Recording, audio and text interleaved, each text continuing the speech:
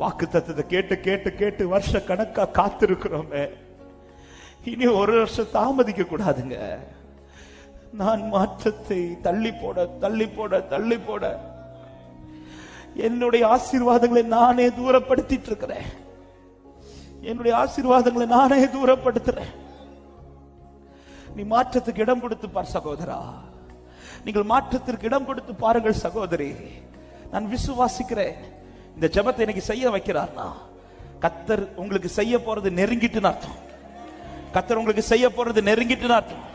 நீ எனக்கு முன்பாய் நடந்து உத்தமனா இருந்து ஆபிரகாம்கிட்ட சொல்றார்னாலே ஆபிரகாம் ஈசாக்கு வர போறான்னு அர்த்தம். ஈசாக்கு வர போறான்னு அர்த்தம். உன் நாட்கள் சமீபித்திருக்கிறது என்று அர்த்தம்.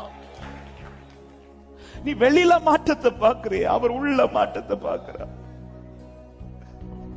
நீ உள்ள மாறாம அவர் வெளியில மாற்ற தர மாட்டார். உனக்கு வெளியில ஏதாவது கிடைச்சா போதும் இருக்கிற அவருக்கு அப்படி இல்ல. அவருக்கு நீதான் தேவை, அவருக்கு நாம் தான் தேவை. ஏதோ தந்து விடுறதுக்கு நீ யாரோ கிடையாது. உன்னை அப்படி அனுப்பி விடுறதுக்கு அவருக்கு மனசு கிடையாது.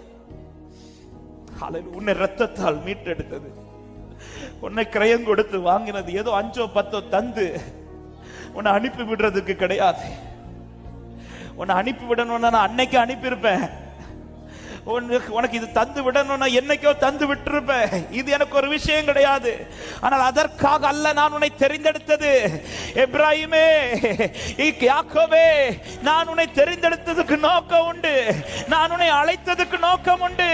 நான் உன்னை நேசிச்சதுக்கு நோக்கம் உண்டு. நான் உன்மேல் பிரிய வைச்சதுக்கு நோக்கம் உண்டு.